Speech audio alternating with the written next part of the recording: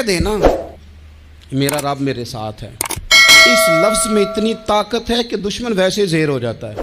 زندگی میں کسی سے بھی لڑائی ہو تو اچھی طرح سوچ لیں کہ اللہ اس طرف ہے یا اس طرف ہے۔ اگر آپ زیادتی پہ ہیں تو پھر رب مظلوم کی جانب ہے۔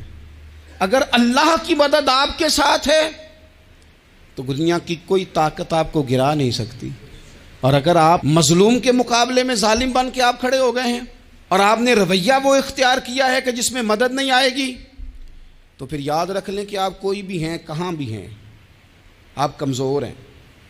طاقتور تھے ابتدائے اسلام میں، ظاہری طاقت تھی کفار مکہ کے پاس، وہ ڈنڈوں سے مارتے تھے غریبوں کو، ان کے ہاتھوں میں ڈنڈے تھے، پر خدائی طاقت ان مظلوموں کے ساتھ تھی۔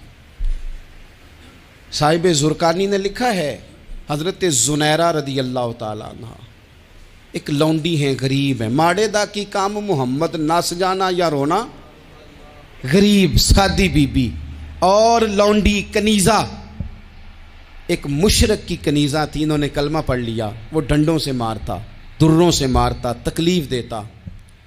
حضرت زنیرہ رضی اللہ تعالیٰ عنہ کو اتنا مارا، اتنا مارا۔ اب آپ ایک اور پہلو پر بھی غور کریں، مار بھی پڑ رہی ہے پر خدا ادھر ہی ہے، اللہ کی مدد ادھر ہی ہے۔ رب کہتا ہے کہ پہلے تو صبر کرنا، ان اللہ مع الصابرین، تو صبر کرے گا تو پھر رب کی معیت ملے گی، ذرا ٹھہرنا، تو تھوڑا ڈٹنا۔ ان الذین قالوا ربنا اللہ ثم استقاموا تتنزل علیہم الملائکہ، تو کہے اللہ میرا رب ہے، پھر تو پہلے ڈٹ، پہلے تو نے ڈٹنا ہے۔ ثم استقاموا، جو ڈٹ گیا، تتنزل علیہم الملائکہ، ڈٹنے والے کے لیے مدد آتی، پہلے تھوڑا ٹھہرنا پڑتا ہے، پہلے تھوڑا صبر کرنا پڑتا ہے، حوصلہ کرنا پڑتا، اس کے بعد مدد آتی۔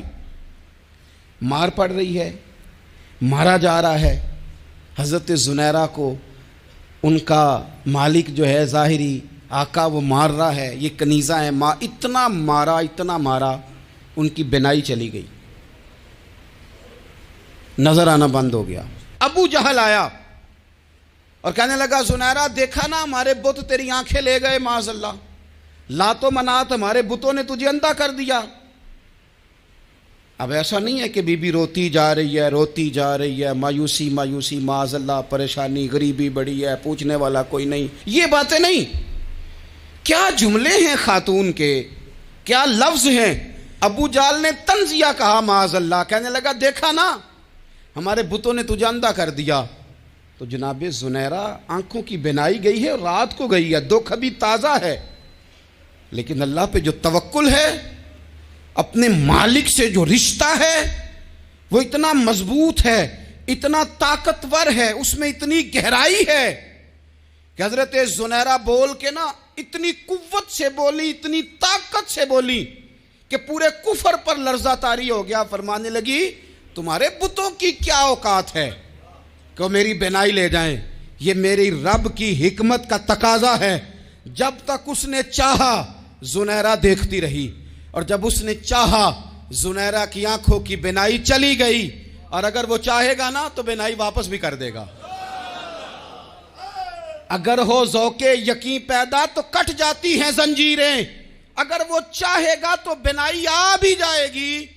حضرت زنیرہ نے رات کو یہ لفظ کہے، ابو جہل اور سارے کفار ڈر کے سن کے چلے گئے، آپ اطمینان سے آ کے بستر پہ سوئی۔ جب سویرے اٹھی تو اللہ نے آنکھوں کی روشنی واپس کر دی تھی، آنکھوں کی۔ اب چھڑی پکڑی ہے، بازاروں میں گھومتی ہے، کہتی ہیں بلاؤ کدھر ہے تمہارے لات و منات، دیکھو میرے رب نے روشنی واپس کر دی۔ آ کر میرے ساتھ ادھر آ، ستمگر ہنر آزمائیں، تو تیر آزما ہم جگر آزمائیں۔ بیمار لوگوں یاد رکھو، کہہ دیا ڈاکٹر نے کہ تو بڑا بیمار ہے، تو بڑا کمزور ہے، یہ ہو گیا وہ ہو گیا، تو ڈاکٹر اپنے علم کے مطابق بات کر رہا ہے، ہوگا تو وہ جو میرا رب چاہے گا۔ کمزور ہو جانا، پریشان ہو جانا، تکلیف میں آ جانا، پتہ نہیں بات ہو گئی ہے تو جانے کیا ہو جائے گا۔ اپنی زندگی کے اندر اپنے رب سے رشتہ مضبوط کریں، رسول کائنات سے رشتہ مضبوط کریں، اللہ والوں سے رشتہ مضبوط کریں۔ حضرت زنیرہ نے پیغام دیا کہ زندگی میں جو جینا چاہتے ہیں تو وہ رب کا نام لے کے جی سکتے ہیں، جو اپنی زندگی میں خوشیاں دیکھنا چاہتے ہیں تو رسول اللہ کے نام پر خوشیاں دیکھی جا سکتی ہیں، توکل کی بنیاد پر بندہ خوشیاں لے سکتا ہے۔